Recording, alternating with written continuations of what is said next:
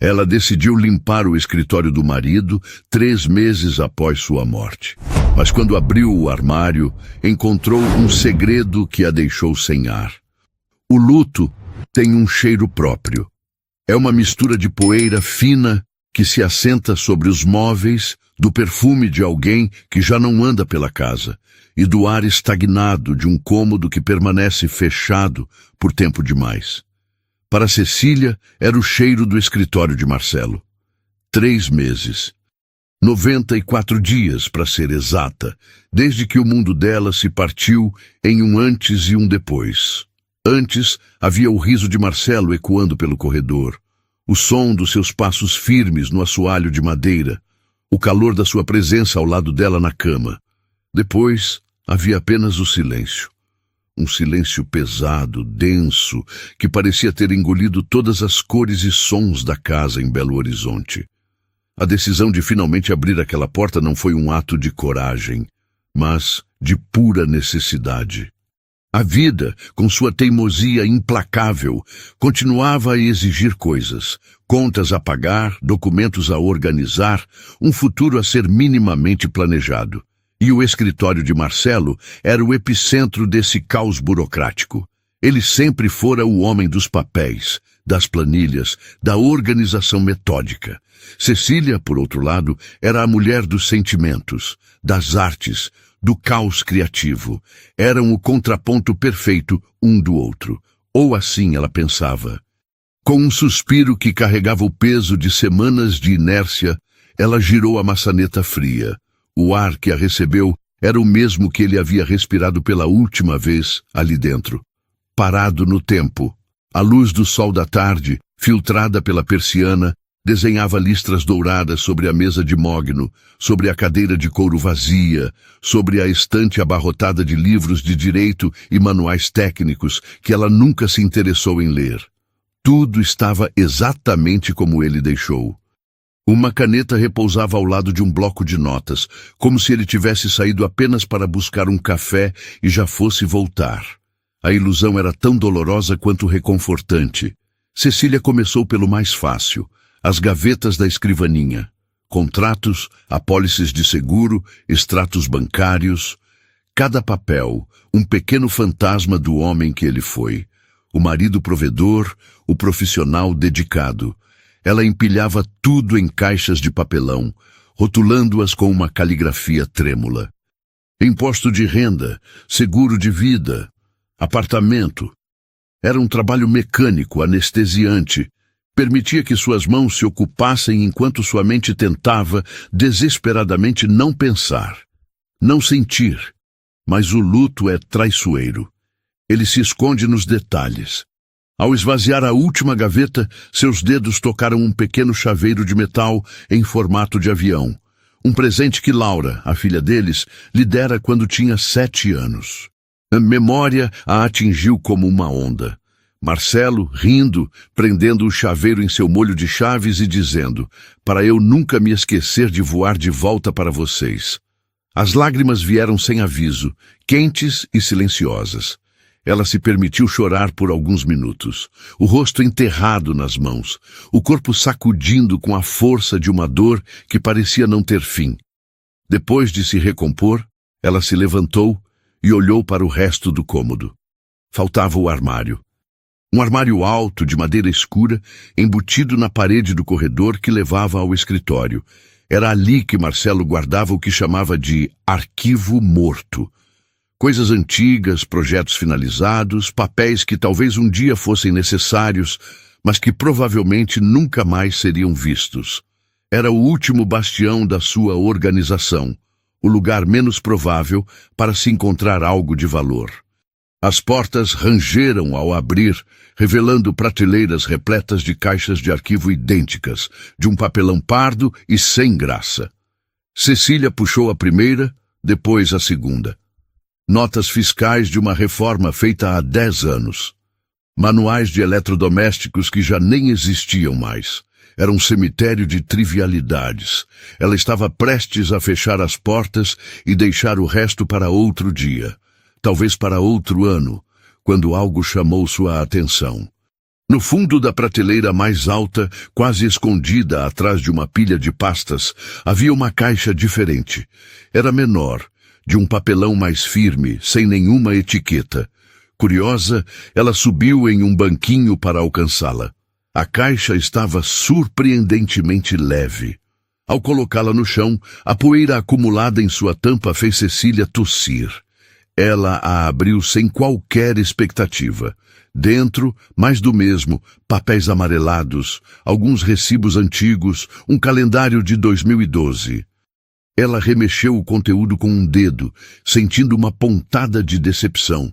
Por um instante, uma parte tola de si mesma esperara encontrar uma carta de amor esquecida, uma foto antiga dos dois que ela não conhecia. Algo que a reconectasse com o homem que amava, não com o burocrata. Quando já ia fechar a tampa, seus dedos sentiram um objeto pequeno e duro no fundo da caixa, sob uma folha de papel solta. Ela afastou o papel e o viu. Era um pendrive. Um modelo simples de plástico preto, como tantos outros que já tinha visto. Mas este tinha algo diferente. Colada em sua superfície, havia uma pequena etiqueta branca, daquelas usadas para precificar produtos. E nela, escrita com a caligrafia inconfundível de Marcelo, uma caligrafia que ela reconheceria em qualquer lugar, havia uma única palavra: essencial. Cecília ficou olhando para o objeto em sua mão. Essencial. Que tipo de arquivo morto era considerado essencial? E por que estaria escondido ali, no fundo de uma caixa esquecida, no armário mais ignorado da casa? Marcelo era um homem de tecnologia, mas usava a nuvem para tudo o que era importante. Pendrives eram para ele ferramentas de transporte, descartáveis. Ele jamais guardaria algo essencial em um dispositivo tão frágil e antiquado. A menos que o conteúdo não devesse estar na nuvem. A menos que não devesse ser encontrado. Um calafrio percorreu sua espinha, uma sensação estranha que não era luto nem saudade. Era algo novo, afiado, uma premonição. O coração de Cecília começou a bater mais rápido, um tambor surdo no silêncio do corredor. O pendrive em sua mão parecia pesar 1 tonelada. A palavra essencial, escrita com a tinta azul agora desbotada, parecia zombar dela.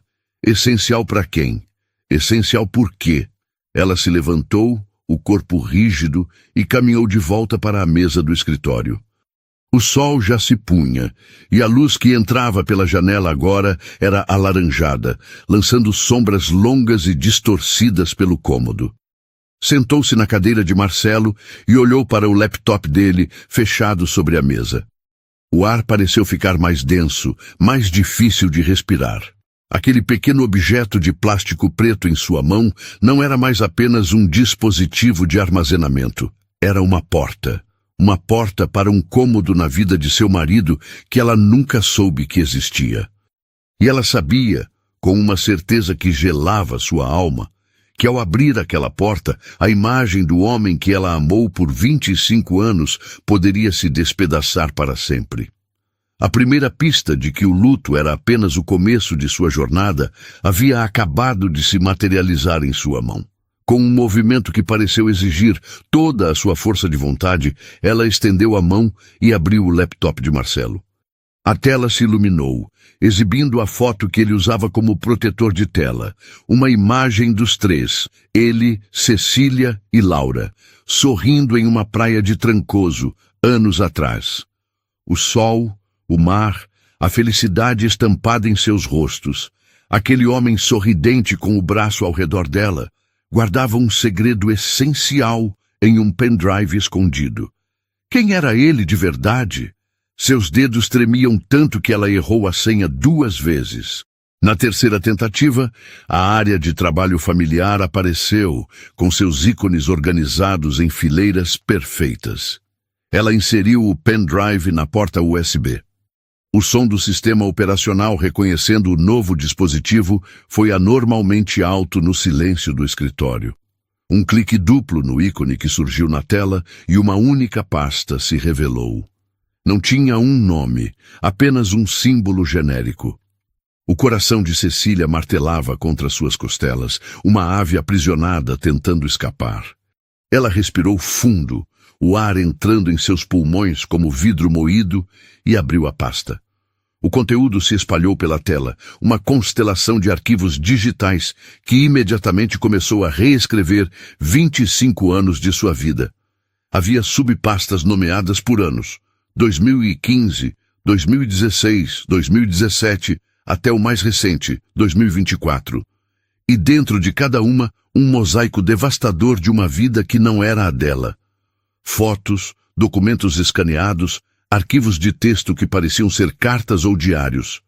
O clique do mouse era o som de marteladas em pregos de um caixão que ela não sabia que estava sendo construído. Ela abriu a pasta de 2018 aleatoriamente. A primeira foto que carregou era de uma mulher.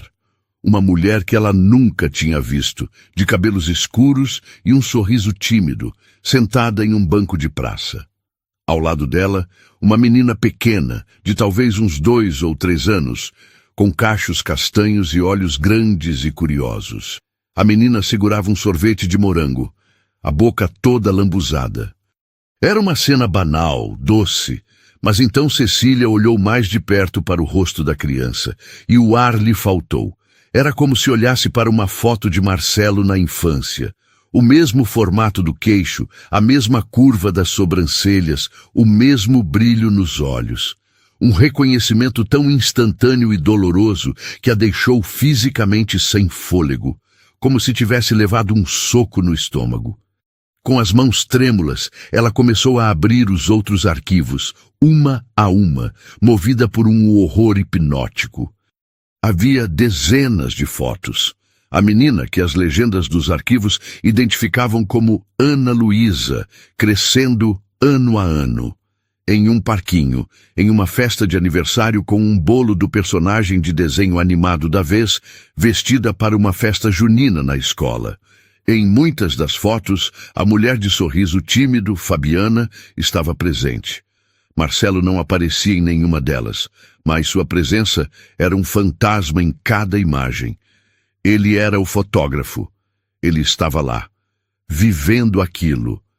Então vieram as cartas. Não eram cartas de amor apaixonadas, cheias de promessas febris. Eram algo muito pior, muito mais íntimo e metódico. Eram e-mails salvos em formato de documento, endereçados a Fabiana. Neles, Marcelo perguntava sobre a tosse de Ana Luísa, se o novo remédio para a asma estava funcionando. Comentava sobre o boletim escolar da menina, elogiando suas notas em ciências. Combinava o pagamento do aluguel, da escola, do plano de saúde. Eram as comunicações de um pai. Um pai presente, cuidadoso, constante. Um pai que ele também era para Laura, mas em um universo paralelo e secreto. Querida Fabi, começava um dos e-mails. O dinheiro para o material escolar já deve ter caído na sua conta. Vi a foto que você mandou do desenho dela. Diga à nossa pequena artista que o pai dela está muito orgulhoso. Cuidado com a friagem esta semana. Não se esqueça do casaco dela. Com carinho, M. Nossa pequena artista. O pai dela. As palavras saltavam da tela e a esfaqueavam. Cada frase era uma prova irrefutável de uma traição que não era apenas carnal, um erro passageiro. Era uma traição de vida.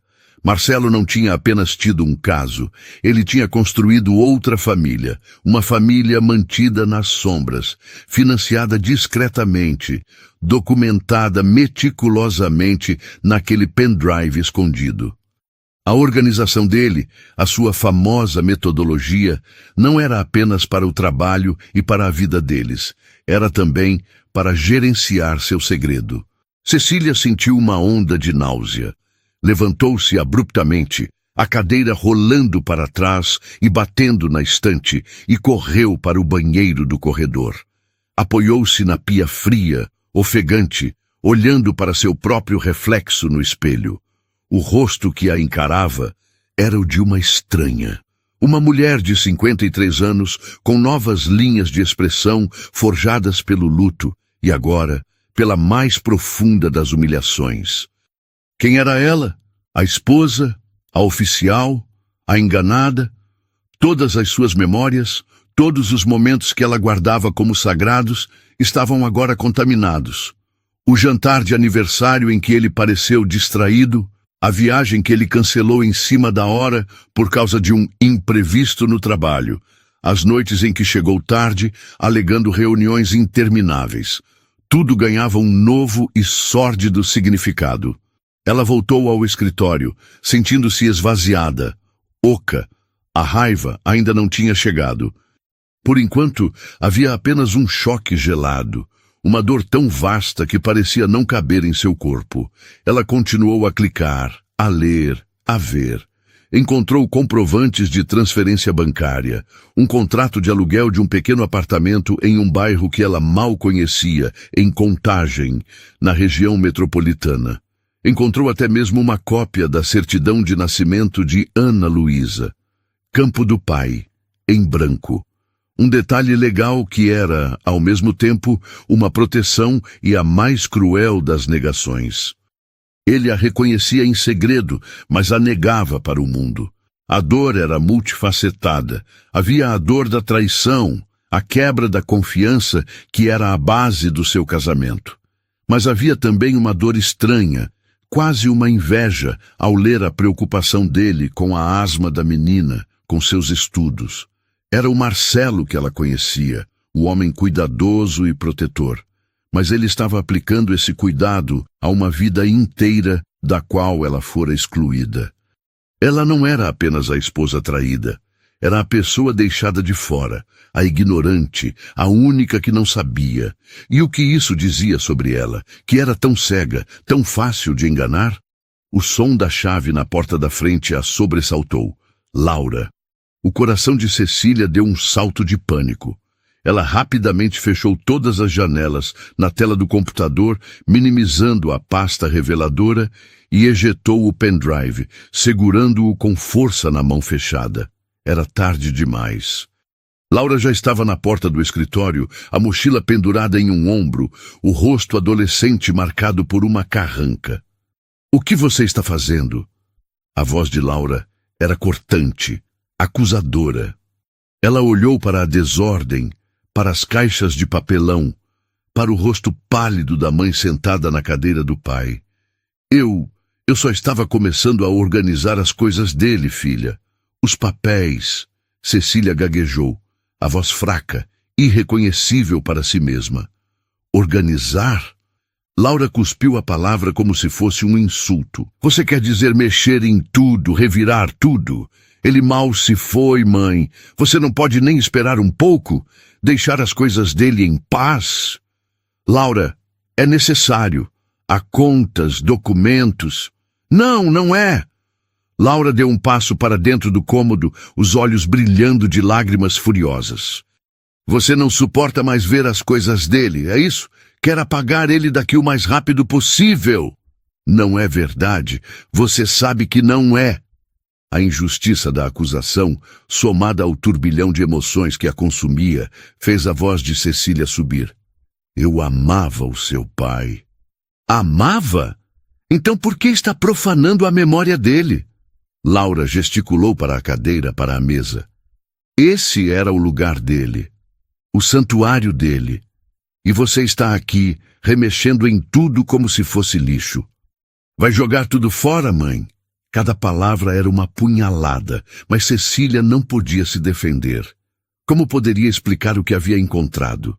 Como poderia dizer àquela menina, que já estava sofrendo a perda do seu herói, que o pai delas não era quem ela pensava, que o homem cuja memória ela defendia com tanto fervor era um mentiroso? A revelação a destruiria. E naquele momento, Cecília percebeu a armadilha perfeita que Marcelo havia deixado para trás. Ao esconder seu segredo, ele não apenas protegeu a si mesmo, ele a aprisionou. Se ela contasse, destruiria a filha. Se não contasse, seria consumida sozinha pela verdade. Ela apenas balançou a cabeça, incapaz de formular uma resposta. O pendrive em sua mão parecia queimar. Era o segredo, a prova, a arma que poderia destruir tudo.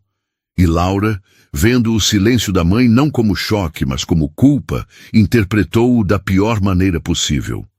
Eu não acredito em você, disse ela, a voz embargada de dor e raiva. Eu vou para a casa da vovó. Pelo menos lá eles respeitam o papai. E com isso, ela se virou e saiu batendo a porta, deixando Cecília sozinha no escritório escuro, no meio dos destroços de duas vidas, a que ela pensava que tinha e a que acabara de descobrir. Nos dias que se seguiram à partida de Laura para a casa dos avós, a casa mergulhou em um novo tipo de silêncio. Não era mais o silêncio reverente do luto, mas um silêncio hostil, carregado de ressentimento e palavras não ditas. Cecília se movia pelos cômodos como uma sonâmbula, o peso do segredo de Marcelo pressionando seus ombros, tornando cada respiração um esforço consciente. O confronto com a filha a deixara devastada. Laura, em sua dor adolescente e idealizada, a transformara em vilã, a profanadora da memória sagrada do pai. E Cecília, para protegê-la, aceitava o papel em silêncio, um mártir em um altar que ela mesma não escolhera. A raiva, que estivera adormecida sob a camada de choque, começou a despertar. Raiva de Marcelo. Raiva por sua covardia, por sua traição meticulosamente planejada. Ele não apenas a enganara, ele a encurralou, deixando-a como a guardiã de uma verdade que poderia aniquilar a própria filha. Ele morreu e se livrou do fardo, deixando a bomba para ela desarmar, ou para explodir em suas mãos. O pendrive era uma presença constante, mesmo quando guardado no fundo de sua gaveta de roupas íntimas. Era um tótem de sua vida desfeita. Às vezes, no meio da noite, ela o pegava e o conectava ao laptop, revisitando as provas de sua humilhação. A necessidade de ver, de tornar aquilo real para além da tela de um computador, começou a crescer dentro dela como uma febre. Era uma compulsão, uma ideia terrível e irresistível. O que ela esperava encontrar? Uma confrontação, uma explosão de dor? Ela não sabia. Sabia apenas que não poderia continuar a viver com aqueles fantasmas digitais. Precisava dar-lhes carne e osso, mesmo que isso a destruísse. Numa manhã de quinta-feira, uma semana após a partida de Laura, Cecília tomou uma decisão. Vestiu-se com as roupas mais discretas que encontrou. Uma calça jeans, uma blusa simples e sapatilhas confortáveis. Pegou as chaves do carro, a bolsa e, após um momento de hesitação, o comprovante de aluguel amassado. O endereço estava gravado em sua mente. Dirigir até Contagem foi como atravessar um portal.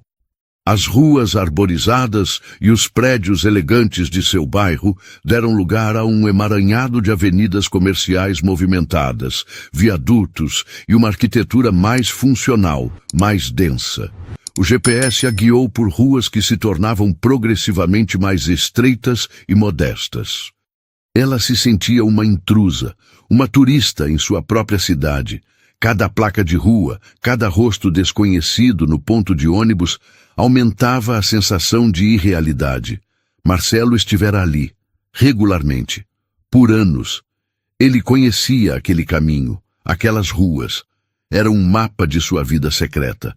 Finalmente a voz do GPS anunciou: "Você chegou ao seu destino." Era uma rua residencial tranquila, com casas simples e pequenos prédios de apartamentos de 2 ou 3 andares. O prédio do endereço era um deles. Uma construção modesta, de pintura bege um pouco desbotada, com grades de ferro nas janelas do térreo. Não havia porteiro, apenas um interfone ao lado do portão de metal. Cecília estacionou o carro do outro lado da rua, algumas casas adiante, sob a sombra de uma mangueira. Desligou o motor e ficou ali, o coração batendo descompassado. O que estava fazendo? Era loucura. Deveria ir embora, voltar para sua casa, para sua dor familiar. Mas seus olhos estavam fixos no prédio, como se magnetizados. Ela esperou. Não sabia exatamente pelo quê. Talvez uma parte dela ainda torcesse para que tudo fosse um engano colossal, um mal-entendido. O sol do meio-dia esquentava o interior do carro. O tempo se arrastava. 15 minutos, 20, meia hora. Ela estava prestes a desistir, a admitir a insanidade daquela expedição, quando o portão do prédio se abriu com um rangido. Uma mulher saiu.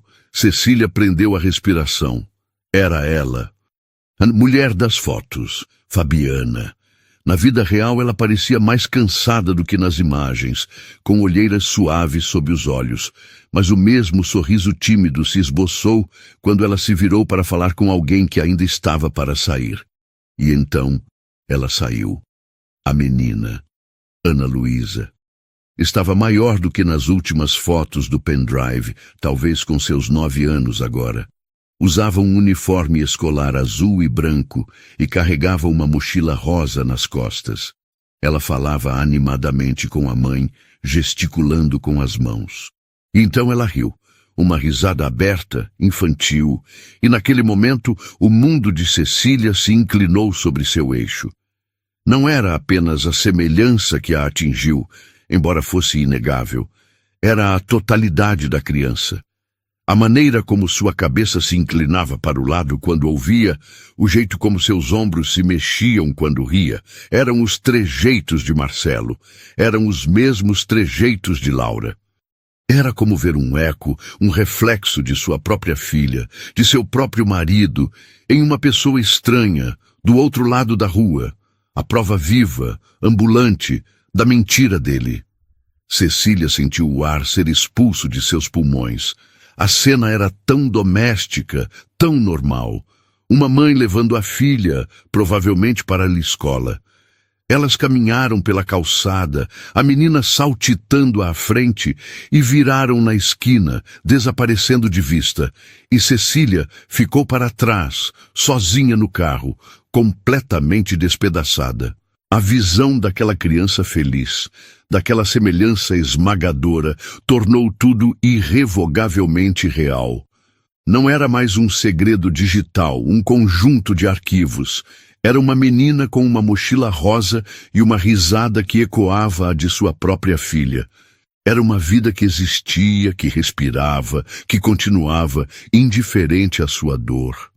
Ela não soube por quanto tempo ficou ali, paralisada. O trajeto de volta para casa foi um borrão. Ela dirigiu no piloto automático, a mente um turbilhão de imagens. O sorriso de Fabiana, a mochila de Ana Luísa, os olhos de Marcelo no rosto daquela menina. Ao chegar em casa, a solidão a acolheu como um sudário. A raiva havia se dissipado, substituída por uma dor profunda e oca, uma sensação de perda que ia além da morte de Marcelo. Era a perda da sua própria história, da santidade de suas memórias. Ela precisava de um elo com o passado. Um elo com a verdade, ou com o que ela pensava ser a verdade. Foi então que se lembrou do baú. Um velho baú de madeira que eles compraram em uma loja de antiguidades em Tiradentes, no início do casamento. Era onde guardavam suas recordações mais preciosas. A primeira foto que tiraram juntos, os convites de casamento, os sapatinhos de lã de Laura, cartas trocadas nos primeiros anos de namoro. Era a cápsula do tempo do amor deles. Com o coração pesado, ela o arrastou do fundo do closet.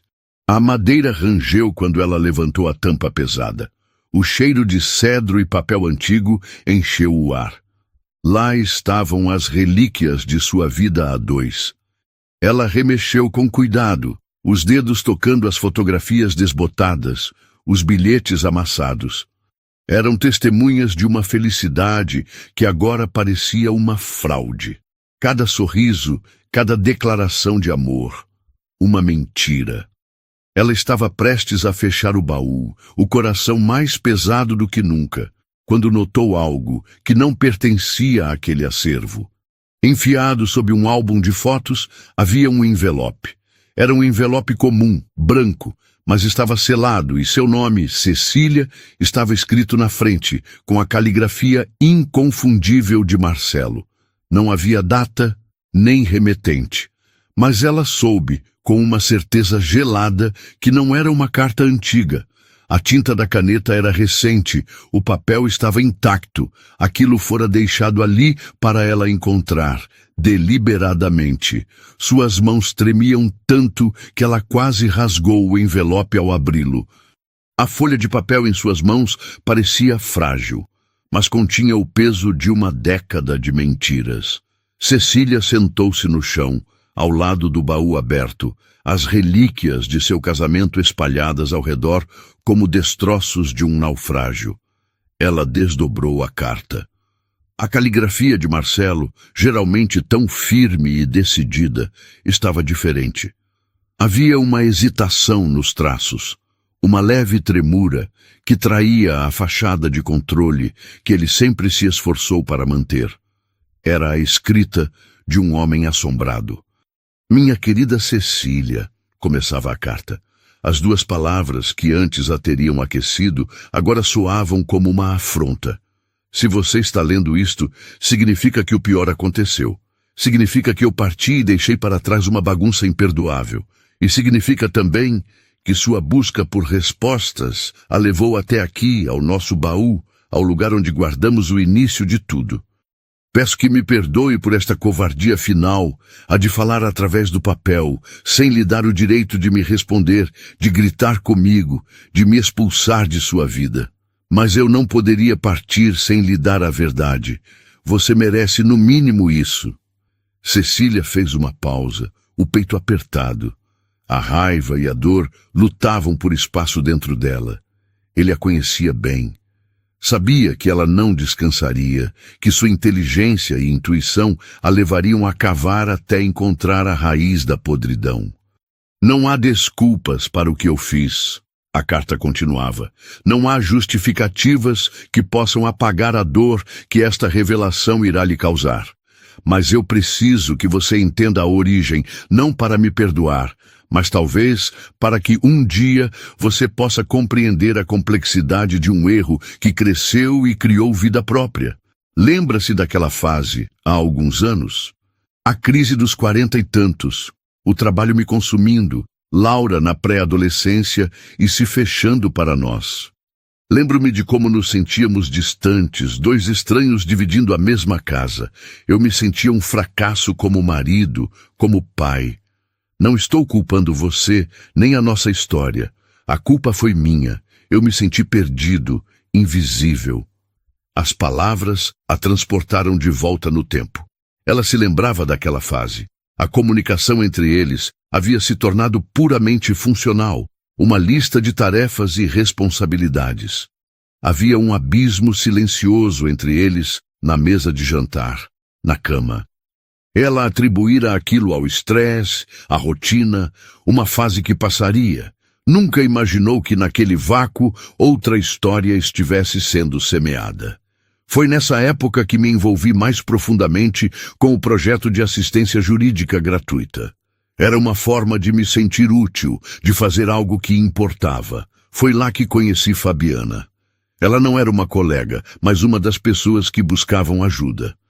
Uma mulher jovem, batalhadora, tentando criar o filho pequeno de um relacionamento anterior, enquanto lutava para se livrar de um ex-companheiro abusivo. Eu a ajudei com o processo, com a ordem de restrição. Conversávamos muito. Ela me contava de suas dificuldades, de sua resiliência, e eu, como um tolo, me abri sobre a minha solidão, sobre o vazio que sentia em casa. Cecília fechou os olhos com força. A imagem se formou em sua mente. Marcelo, o Salvador. O homem forte e competente, oferecendo amparo a uma mulher vulnerável. Era um papel que ele sempre gostou de desempenhar. E aparentemente, ela, a esposa, já não era um palco adequado para essa performance. O que aconteceu foi um erro. Uma única noite. Um momento de fraqueza, de carência, alimentado por uma falsa sensação de entendimento. Foi sórdido e errado, e eu me arrependi no instante seguinte. Jurei a mim mesmo que nunca mais aconteceria, e não aconteceu. Eu e Fabiana nos afastamos. Tentei consertar as coisas em casa, com você e com Laura. E por um tempo pareceu que conseguiríamos. Lembra da nossa viagem para a serra? Foi minha tentativa desesperada de nos reencontrar, de apagar meu erro. Ela se lembrava. Lembrava-se de como ele pareceu mais presente, mais carinhoso. Ela pensou que a crise havia passado. Mal sabia ela que estava apenas começando. 2 meses depois, Fabiana me procurou. Ela estava grávida. O mundo desabou sob os meus pés, Cecília. Meu primeiro impulso foi o pânico, a negação. Mas ela não me pediu nada, apenas me comunicou, disse que assumiria a responsabilidade sozinha, que o erro fora dos dois. Mas eu não podia. Eu não podia simplesmente virar as costas. Quando Ana Luísa nasceu e eu a vi pela primeira vez, ela era tão pequena, tão frágil, e ela se parecia comigo. Eu vi meus traços, vi os traços da minha mãe. Ela era minha filha. As lágrimas que Cecília segurava começaram a cair, manchando a tinta da carta. A dor da traição se misturava agora com um sentimento novo e confuso. A confissão dele não diminuía a mentira, mas a humanizava de uma forma terrivelmente dolorosa. E então, Cecília, eu fiz a escolha mais covarde da minha vida. Eu olhei para você, para a nossa Laura, para a vida que construímos, e não tive coragem de arriscar perder tudo. O medo de ver o seu rosto se transformar em desprezo, de ver nossa filha me odiar, foi maior do que a minha integridade. Então, eu construí um muro. De um lado, a minha família, a minha luz, o meu lar. Do outro, uma responsabilidade secreta, uma vida que eu sustentava nas sombras. Fabiana nunca exigiu nada. Ela é uma mulher de uma dignidade imensa. Ela apenas aceitou a ajuda que ofereci para garantir que a Ana não passasse pelas dificuldades que ela passou. O aluguel, a escola, os remédios para a asma crônica dela, era o mínimo que eu podia fazer. Era a minha penitência silenciosa. Asma crônica. A informação a atingiu. Explicava os e-mails preocupados, a insistência com os cuidados. Não era apenas um pai, era um pai de uma criança com uma condição de saúde delicada. A complexidade do segredo se aprofundava, tornando tudo ainda mais perverso e paradoxalmente mais compreensível. Eu vivi uma vida dupla e o preço foi a minha paz. Cada sorriso seu, cada abraço de Laura era ao mesmo tempo uma bênção e uma facada de culpa. Cada vez que eu ia à contagem, sentia-me um criminoso. E cada vez que eu voltava para casa, para você, sentia-me um impostor. Eu amava você, Cecília. Por favor, acredite nisso. O meu amor por você e por Laura sempre foi a única coisa real e sólida na minha vida. O resto foi um erro catastrófico que eu não tive coragem de consertar. Eu escolhi a mentira para preservar a nossa felicidade, mas no fundo eu sabia que uma felicidade construída sobre uma mentira é apenas uma ilusão frágil. Cecília soluçou. Um som gutural de dor pura. Ele a amava. A frase era ao mesmo tempo um consolo e um insulto. Que tipo de amor era aquele que a condenava à ignorância, que a desrespeitava de forma tão fundamental? Não peço seu perdão, pois sei que não o mereço. Peço apenas que, quando a raiva passar, você olhe para Laura. Eu a magoei profundamente com a minha ausência final, mas a magoei ainda mais com a minha vida secreta. E peço que pense em Ana Luísa. Ela é uma menina doce, inteligente, que não tem culpa de nada. Ela é a vítima inocente da minha fraqueza. Não sei o que você fará com esta verdade. É um fardo que eu, egoisticamente, deixo em suas mãos. Mas eu a conheço, Cecília. Conheço a força do seu coração, a sua imensa capacidade de empatia. Você sempre foi a melhor parte de mim. Com todo o amor e o mais profundo arrependimento, Marcelo. A carta terminou. Cecília ficou segurando o papel, as palavras dele gravadas a fogo em sua mente. O homem que ela amava e odiava naquele momento era complexo, falho, covarde e de uma forma distorcida, decente. Ele cometeu um erro terrível, mas tentou, à sua maneira torta, arcar com as consequências sem destruir o mundo que conhecia. Fracassou em todos os sentidos. Ela dobrou a carta lentamente e a colocou de volta no envelope. O baú de recordações à sua frente não parecia mais uma coleção de mentiras. Parecia o que realmente era. A história de um amor que fora real, mas imperfeito. Um amor que adoeceu, que foi traído, mas que de alguma forma persistiu em meio à culpa e ao segredo. A descoberta da carta não trouxe paz, mas trouxe uma mudança de perspectiva. A raiva cega deu lugar a uma dor mais lúcida, mais profunda. Ela não era apenas a esposa enganada, era a herdeira de um problema complexo, com 2 crianças no centro de tudo. A pergunta que a assombrava agora não era mais por que ele fez isso, mas sim, o que eu faço agora? A resposta, ela sabia, não estava naquele quarto nem dentro daquela casa. Estava do outro lado da cidade, em um apartamento modesto, onde uma mulher de sorriso tímido e uma menina com os olhos de Marcelo viviam uma vida que, até então, era invisível. Nos dias que se seguiram à leitura da confissão, um novo sentimento começou a se cristalizar em meio à sua dor. Uma resolução fria e inevitável. Ela precisava conhecer Fabiana, não por curiosidade mórbida, nem por um desejo de vingança. Precisava olhá-la nos olhos para entender a outra metade da história, para dar um rosto e uma voz à mulher que até então era apenas uma figura silenciosa no centro do terremoto que abalara sua vida. A decisão de ir até lá novamente não foi impulsiva como da primeira vez. Foi calculada. Ela passou 2 dias em um estado de quietude estranha, preparando-se mentalmente para o encontro. O que diria? Como começaria uma conversa que era, em sua essência, impossível? Olá, sou a esposa do homem com quem você teve uma filha. A absurdidade da situação era esmagadora. No 3º dia, ela acordou sabendo que era o dia. Colocou a carta de Marcelo dentro da bolsa. Era sua única credencial, seu passaporte para aquele mundo desconhecido. Era também um escudo, a prova de que não estava ali para atacar, mas para compreender. O caminho para a Contagem pareceu mais curto desta vez, a familiaridade do trajeto trazendo uma calma nervosa.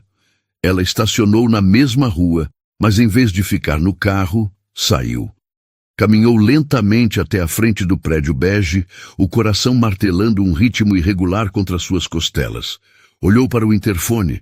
Ela não sabia qual era o delas. Teria que esperar. A sorte, ou o destino, estava do seu lado. Cerca de 10 minutos depois, uma senhora idosa saiu pelo portão, deixando-o entreaberto por um instante. Foi o suficiente. Cecília respirou fundo. Empurrou o portão e entrou no pequeno corredor que levava às escadas. O ar era abafado, com um cheiro de comida caseira. Havia 6 apartamentos, 2 por andar. Ela não tinha ideia de qual procurar. Foi então que ouviu uma tosse seca, persistente, vinda do 2º andar. A tosse de uma criança. Asma crônica. As palavras de Marcelo ecoaram em sua mente. Ela subiu as escadas, os pés movendo-se com uma autonomia que sua mente consciente não possuía. A porta do apartamento 201 estava ligeiramente entreaberta, talvez para ventilar. A tosse vinha de lá. Ela parou diante da porta, a mão erguida para bater, mas congelada no ar. Podia ouvir vozes lá dentro. A voz suave de Fabiana dizendo: "Calma, filha, respira fundo, pega a sua bombinha." E a voz ofegante da menina. Cecília sentiu um nó na garganta. Aquela era a realidade nua e crua do segredo de Marcelo. Não era um romance, era uma luta diária pela respiração. Reunindo uma coragem que não sabia possuir, ela bateu levemente na porta. Os nós dos seus dedos fizeram um som oco. As vozes dentro do apartamento cessaram. Passos se aproximaram e a porta se abriu por completo. Fabiana estava ali. Embora nunca tivessem se visto pessoalmente, a imagem de Cecília, a esposa oficial, provavelmente habitava seus pensamentos tanto quanto a imagem de Fabiana habitava os de Cecília. "Pois não", Fabiana disse, a voz um pouco rouca, defensiva. Cecília abriu a boca, mas nenhum som saiu. Todas as frases que ensaiou desapareceram. Em vez disso, ela apenas estendeu a mão e ofereceu o envelope. Seus olhos suplicavam para que a outra mulher entendesse. Fabiana olhou do envelope para o rosto de Cecília e a compreensão brilhou em seus olhos. Ela pegou o envelope com a mão trêmula, reconhecendo a caligrafia de imediato. Sem dizer uma palavra, ela abriu a porta um pouco mais. Um convite silencioso para que Cecília entrasse. O apartamento era pequeno, mas impecavelmente limpo e arrumado. A sala era conjugada com a cozinha e os móveis eram simples e funcionais. Em um sofá estava sentada Ana Luísa, segurando um inalador em formato de ursinho. A menina olhou para Cecília com seus olhos grandes e curiosos, os olhos de Marcelo, e depois voltou sua atenção para a mãe, buscando segurança. "Ana, vai para o seu quarto um pouquinho, meu amor. A mamãe precisa conversar com esta senhora", disse Fabiana, a voz suave, mas firme. A menina obedeceu sem questionar, desaparecendo por um corredor. As duas mulheres ficaram sozinhas no silêncio da pequena sala. Fabiana não abriu a carta. Ela a segurava contra o peito, como se soubesse o que continha. "Eu sinto muito", disse Fabiana, as palavras saindo em um sussurro. "Eu nunca quis. Eu juro que nunca quis que você passasse por isso." Cecília apenas assentiu, incapaz de falar. "Ele me disse que tinha deixado uma carta para você", continuou Fabiana, os olhos marejados. "Ele estava preocupado com o que aconteceria. Comigo, com a Ana, mas principalmente com você e com a sua filha. Ele me contou sobre a asma dela", disse Cecília, a voz finalmente saindo fraca. Um soluço escapou de Fabiana. "É crônica. Piora com o tempo seco, com o estresse. Ele sempre ajudou, pagava os melhores remédios, o plano de saúde. Eu não sei como vou fazer agora." A vulnerabilidade em sua voz era palpável, desarmante. Não havia malícia ali, apenas medo e exaustão. "Ele era um bom pai para ela", afirmou Cecília, a frase saindo com uma objetividade dolorosa. Não era uma pergunta, era uma constatação. "Ele era", confirmou Fabiana, enxugando uma lágrima com as costas da mão. "Ele vinha uma vez por semana, sempre no mesmo horário. Ajudava a Ana com o dever de casa, contava histórias. Ela o adorava. Ele era o tio Marcelo, o nosso anjo da guarda. Ela não sabe que ele é o pai dela. Ele achou que era melhor assim para protegê-la." A revelação caiu sobre Cecília com um peso inesperado. Tio Marcelo. Outra camada da mentira, outra proteção construída por ele. Ele negara à filha até mesmo o direito de chamá-lo de pai. "Eu nunca quis atrapalhar a sua família", repetiu Fabiana como um mantra. "Quando eu descobri a gravidez, eu entrei em pânico. Eu não ia contar a ele, mas eu não tinha ninguém. Ele foi a única pessoa que me ajudou a sair de uma situação horrível. Eu me senti em dívida e o que aconteceu foi um erro que eu paguei todos os dias. Ele deixou claro desde o início que amava você, que nunca deixaria a sua família. Eu aceitei o meu lugar. Eu só queria que a minha filha tivesse uma chance, que não passasse pelo que meu outro filho passou." Ela finalmente abriu a carta e seus olhos percorreram as linhas que Cecília já conhecia de cor. As lágrimas agora corriam livremente por seu rosto. As duas mulheres, unidas pela mesma caligrafia, pelo mesmo homem, choravam em silêncio. Elas ficaram em silêncio por um longo tempo.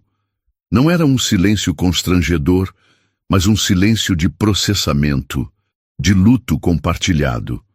Cecília olhou ao redor do apartamento. Viu os desenhos de criança presos com ímãs na geladeira, um pequeno telescópio de brinquedo perto da janela, livros infantis empilhados em uma mesinha. Era um lar construído sobre uma mentira, mas um lar cheio de amor. O que vai acontecer agora? Perguntou Fabiana, a voz frágil, trazendo-as de volta à realidade. Cecília não tinha a resposta.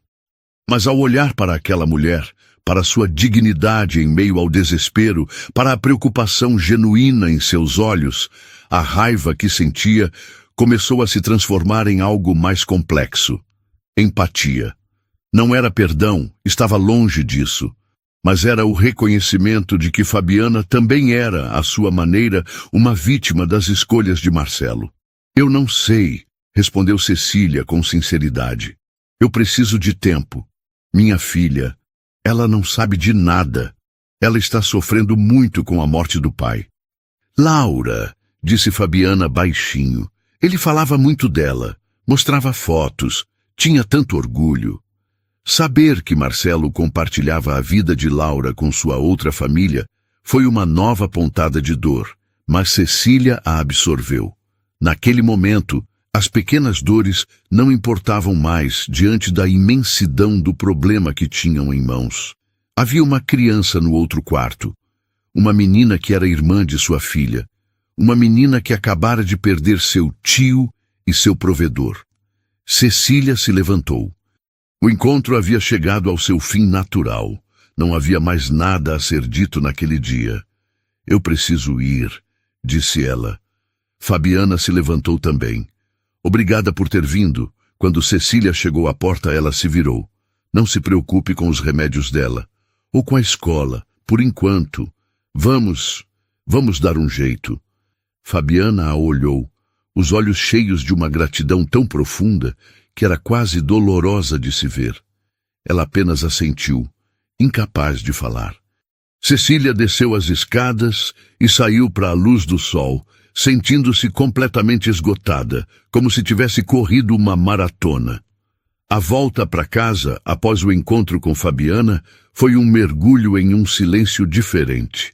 Cecília sentia-se como um campo de batalha, após a trégua, onde a poeira ainda não havia baixado, mas a luta principal cessara. A promessa impulsiva de dar um jeito ecoava em sua mente, um compromisso que ela não sabia como honrar, mas que, de alguma forma, a impulsionava. Os dias que se seguiram foram dedicados a um balanço interno. Ela revisitou a carta de Marcelo, não com a fúria inicial, mas com uma lente mais compassiva, embora ainda dolorosa. A ausência de Laura pesava. A casa parecia vazia demais, fria demais. Cecília sentia falta da presença barulhenta da filha, de suas reclamações adolescentes, até mesmo de sua carranca. A dor da separação, somada à culpa por não poder compartilhar a verdade, era um fardo pesado.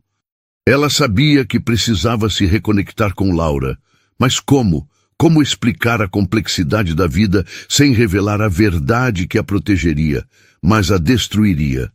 A ligação de sua sogra, Dona Lúcia, veio como um alívio e um novo desafio. Cecília, Laura está com saudades de casa. Ela está mais calma agora.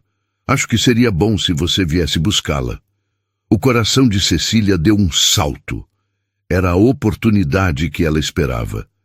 Claro, Lúcia, estou indo para aí agora mesmo. O trajeto até a casa de Dona Lúcia foi preenchido por um ensaio mental. O que diria?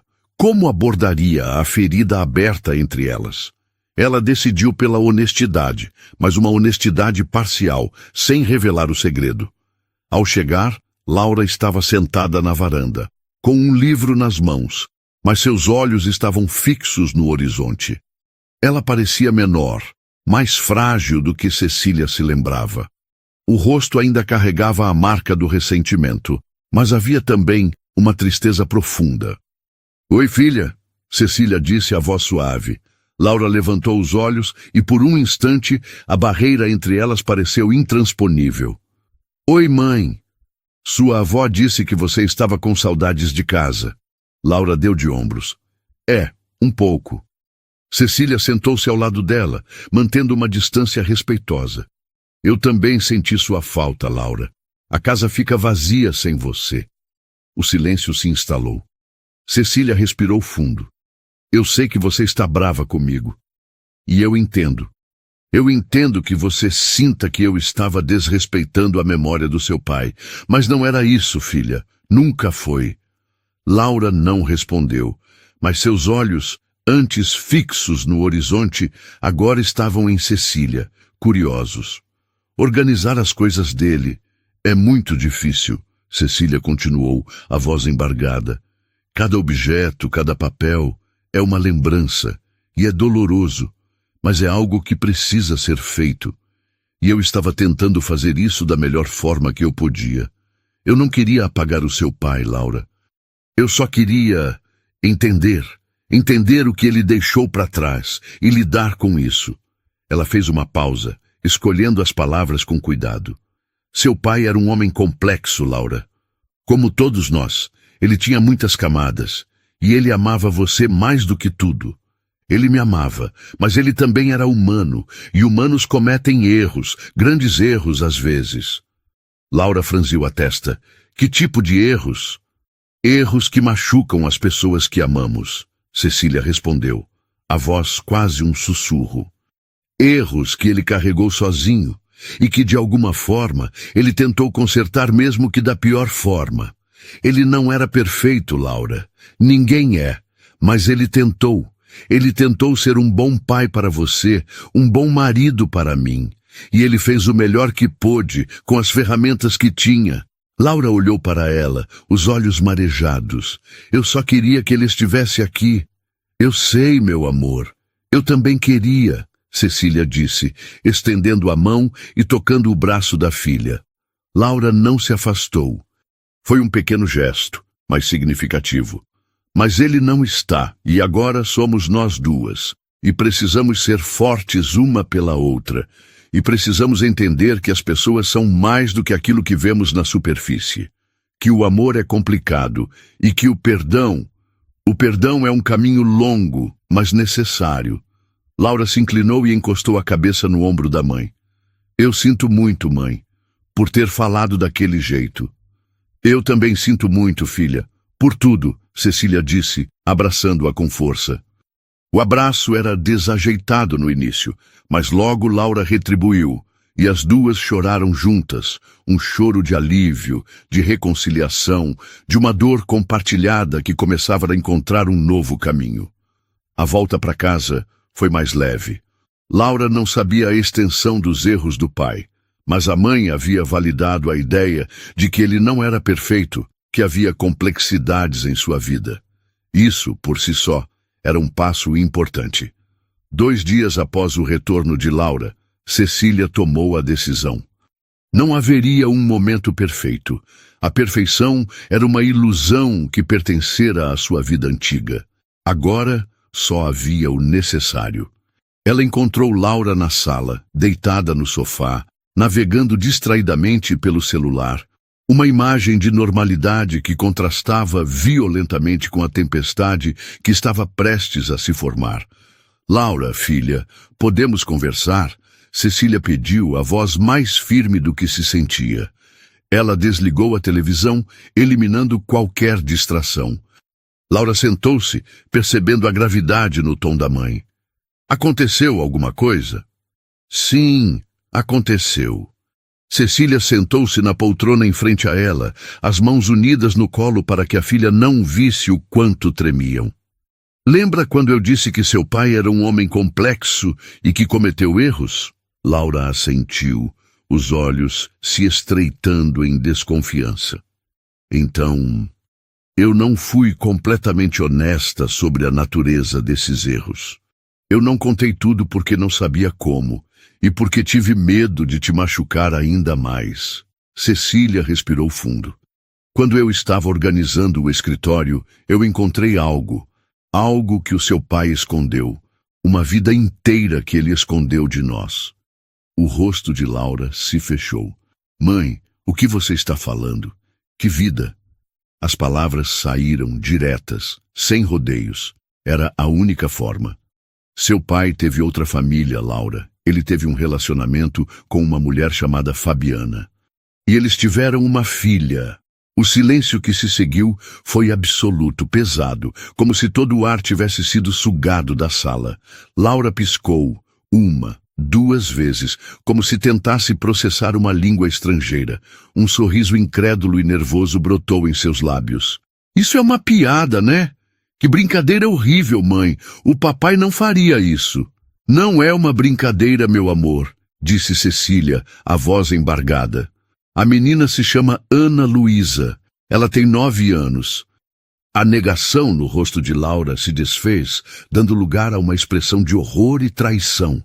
Seus olhos se encheram de lágrimas. Não, você está mentindo. Você está inventando isso para sujar a imagem dele, porque você estava com raiva. Eu nunca faria isso, Laura, Cecília disse, sentindo o coração se partir ao ver a dor da filha. Eu vi, filha. Eu tenho provas, fotos, e-mails. Eu fui até a casa delas. Eu a vi. A menina, ela se parece com ele. Ela se parece com você. A última frase atingiu Laura como um golpe físico. Ela se encolheu, balançando a cabeça em negação frenética.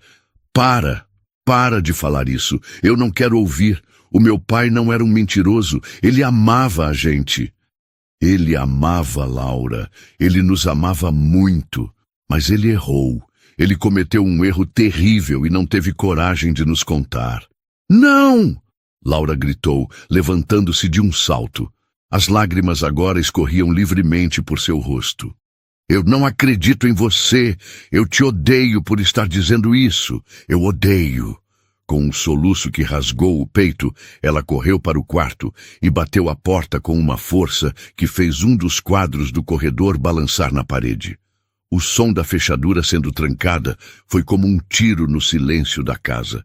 Cecília ficou paralisada, o corpo tremendo, a dor da reação de Laura ecoando a sua própria dor inicial.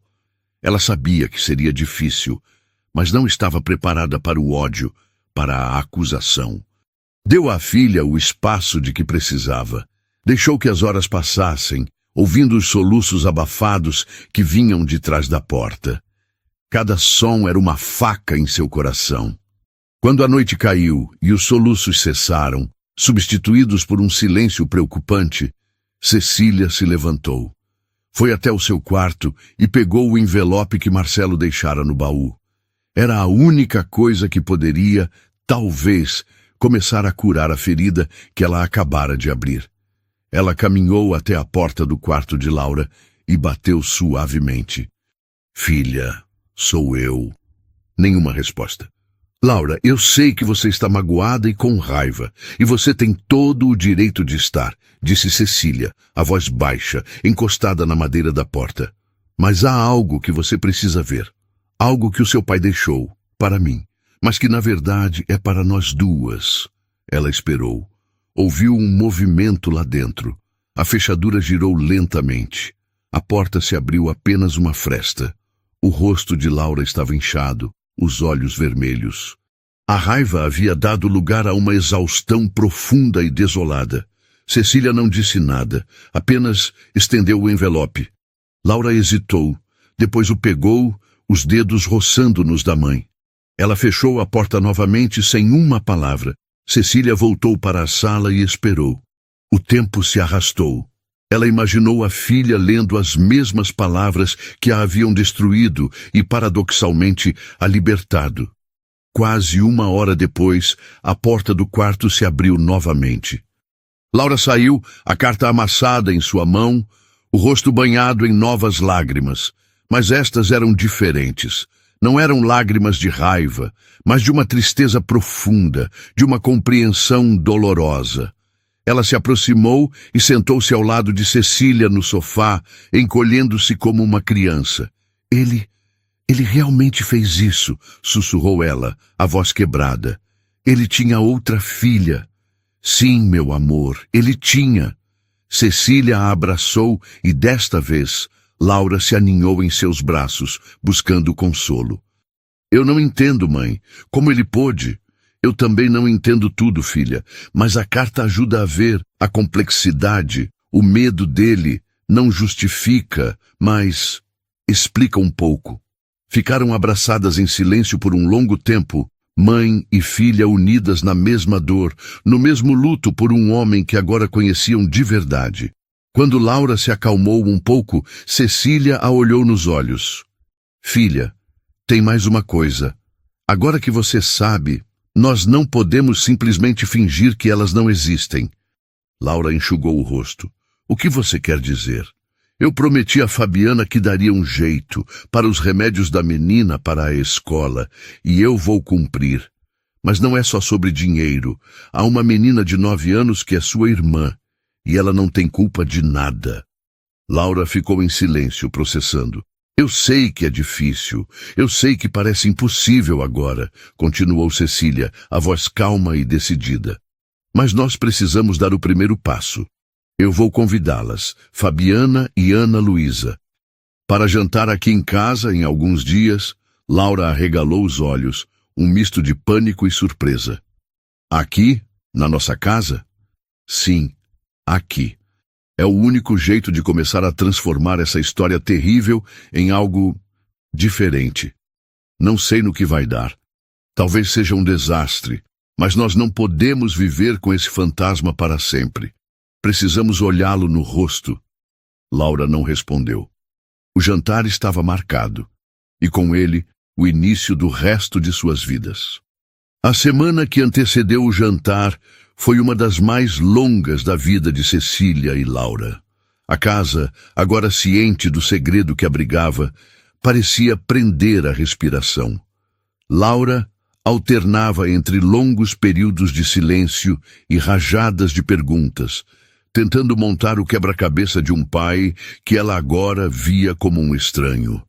Cecília respondia com uma paciência que ela mesma não sabia possuir, ancorando a dor da filha na sua própria, criando um laço de cumplicidade forjado na tragédia. O convite foi feito por telefone, uma conversa breve e tensa entre Cecília e Fabiana, onde mais foi dito nos silêncios do que nas palavras. Ficou combinado. Sábado, às 8 da noite. Quando a campainha tocou, pontualmente, um silêncio elétrico caiu sobre a sala. Cecília e Laura se entreolharam, um pacto mudo de coragem. Cecília abriu a porta. Fabiana estava parada, segurando a mão de Ana Luísa com força.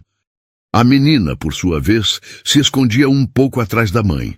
Os olhos grandes e curiosos, os olhos de Marcelo, perscrutando o interior da casa com uma mistura de timidez e admiração. Boa noite. Entrem, por favor, disse Cecília, sua voz soando surpreendentemente calma. O ar na sala era denso, pesado, com o peso de tudo o que não era dito. Laura permaneceu enraizada perto do sofá, os braços cruzados, uma muralha de autoproteção.